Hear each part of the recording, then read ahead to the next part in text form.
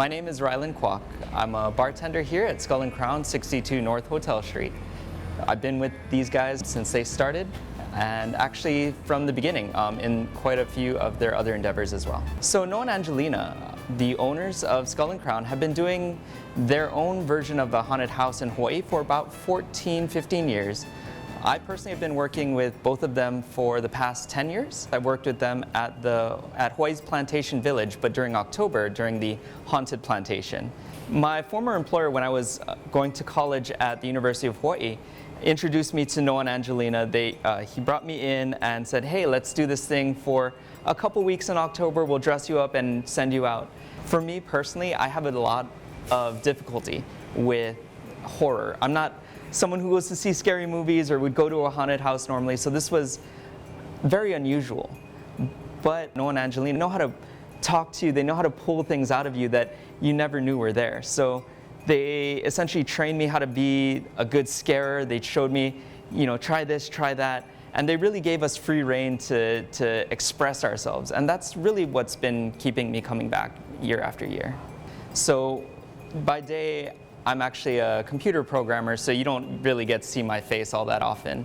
What they gave me a chance to do was really take my personality, what's kind of hiding inside, and spook people with it. I still work at a bank, I still get to do my day-to-day job, but when I come here in the evenings, I actually get to do a little bit of a transformation, get to play a little bit with that theatricality and mix up a whole bunch of new cocktails and drinks. One of the most exciting things about doing that pop-up bar last year, Ghost Bar in Ala Moana, I was actually involved in creating 80 to 90% of the menu with them. So it was like a collaboration.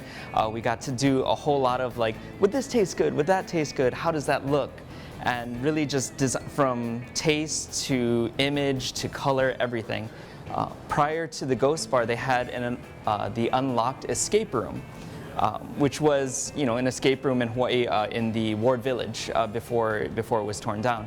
And that's kind of when all this bar talk, all these mixology, all these cocktail ideas really started to bubble up from Noah and Angelina. They had this all kind of just tucked away in there, and just doing a whole bunch of different ventures, they really got exposure, confidence. They really decided, hey, this is what we want to do. Let's test out the waters with first the Ghost Bar in October, and then that led them here. So Noah and Angelina have their own effects company, Black Box Effects, based out in California, and they've done quite a few different items for this place. So some of the shrunken heads here, they cast those, they carved those out. Even the mermaid that we have up behind the bar was all a life cast and a hand carving from their studio.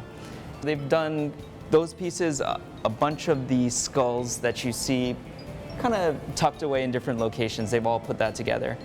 The name of the place, Skull and Crown Trading Company, really comes through not just from their work, but they actually kind of barter and trade a whole bunch of different pieces. So you'll look around and you'll find little bits of different pieces of Hawaii. So you have tikis from the North Shore. You actually have some of my favorite pieces, which are tikis from the beams that used to be in Ward Village.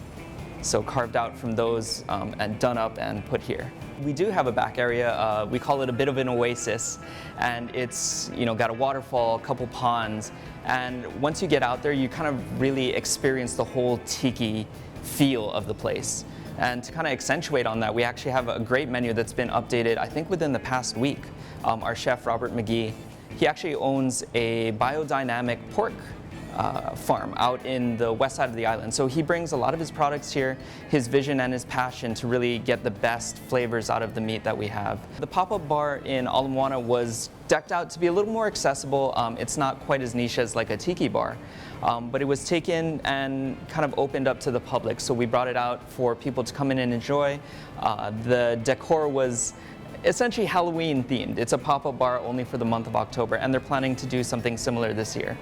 As far as our decor and specials here, we're actually still developing a couple surprises. One of my favorite things was to actually dress up, get a little bit of makeup on, not too much, still have to try and make sure I can see everything, but really get into that spirit. And it's kind of cool to see not just the bartenders, not just the managers or owners dressing up, but the staff, everyone on the floor in full costume. Some people had like not just makeup, but like full masks, full outfits.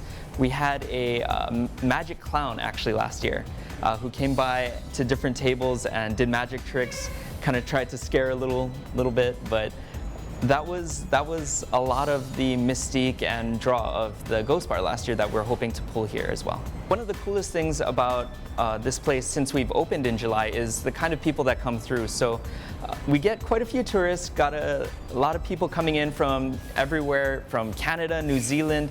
We've had people from Japan and different states, California and Arizona and all that.